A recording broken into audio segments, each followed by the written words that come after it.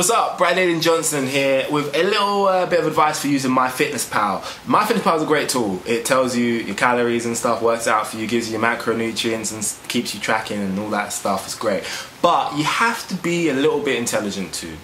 You have to understand it does make mistakes and anyone can add an entry onto it. So like, do a little bit of checking before you eat something. Make sure you got it right. The easiest way to do that, I find, is to barcode scan something, because once that's done, that's always right, the barcode scan. Or enter the numbers in yourself, or just at least give it a quick check, because some of the time the additions are all wrong, the macros are wrong, and it really can throw your day. You've got to use a little bit of common sense with it. Before you just blindly go through and go, yeah, okay, create the first entry you see, just give a look. Like, it takes 3 seconds. Just have a look. Is that right? So those calories, they add up, they make sense. Look at the back of the pack, they're the same. Alright, cool, then add it. That's my advice for that. Maybe even check on nutrition data, the website there, I'll put the link in the description.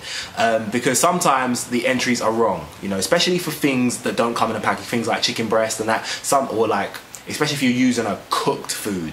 Because then people get creative, right? So then they think, okay, let me add a little bit of this, let me do a bit of that, and the numbers can slightly veer off. I like to use the most basic numbers. Even for chicken, I had to make my own entry, because all the chicken entry I saw, they were all not quite what I believed was roughly correct. So I used my own chicken. It's badge skinless chicken breast. If you want to use it, it's correct. So if you want to use that, go for it. It should be on the database.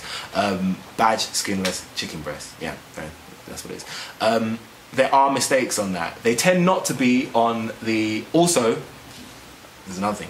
It can make quantity mistakes. Once you get into the portions and things and you try and make like 2.5 portions or something, it can make mistakes at multiplying those numbers. So just give them a quick check, make sure they make sense.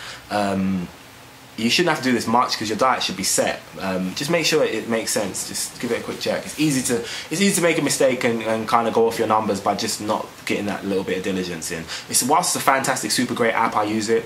I don't really use it to track. I just use it to show people what I've been eating. I eat the same thing every day. I know what I'm eating. I don't really need it. But make sure you're just using a little bit of common sense. Keep your numbers correct. That's my advice to you.